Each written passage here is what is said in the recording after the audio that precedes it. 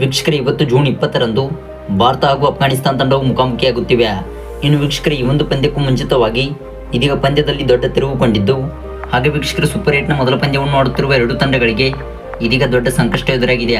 ವೀಕ್ಷಕರೇ, ಇವತ್ತಿನ cricket news ತಿಳಿಯುವುದಕ್ಕಿಂತ ಮುಂಚಿತವಾಗಿ ನೀವು ನಿಜವಾದ ಟೀಮ್ ಇಂಡಿಯಾ ತಂಡದ ಅಭಿಮಾನಿಗಳಿಗೆ ಕಂಡು ಬಂದಲ್ಲಿ ದಯವಿಟ್ಟು ಚಾನಲ್ನ ಸಬ್ಸ್ಕ್ರೈಬ್ ಮಾಡಿಕೊಂಡು ನೋಟಿಫಿಕೇಶನ್ ಆನ್ ಮಾಡಿಕೊಳ್ಳಿ. ಹಾಗೆ ವೀಕ್ಷಕರೇ, ಇವತ್ತಿನ ಪಂದ್ಯದಲ್ಲಿ ಯಾವ ತಂಡವು ಗೆದ್ದು ಬೀಗಲಿದೆ ಎಂದು ದಯವಿಟ್ಟು ಕಾಮೆಂಟ್ ಬಾಕ್ಸಲ್ಲಿ ಟೈಪ್ನ ಮಾಡಿ ತಿಳಿಸಿ. ಹೌದು ವೀಕ್ಷಕರೇ, ಬಾರ್ಬಡೋಸ್ನ ಕೆನ್ನಿಂಗ್ಸ್ಟನ್ ಓವಲ್ ಕ್ರೀಡಾಂಗಣದಲ್ಲಿ ನಡೆಯುತ್ತಿರುವ ಈ ಪಂದ್ಯವು ಇವತ್ತು ಸಂಜೆ 8 ಗಂಟೆಗೆ ಆರಂಭವಾಗಬೇಕಿತ್ತು.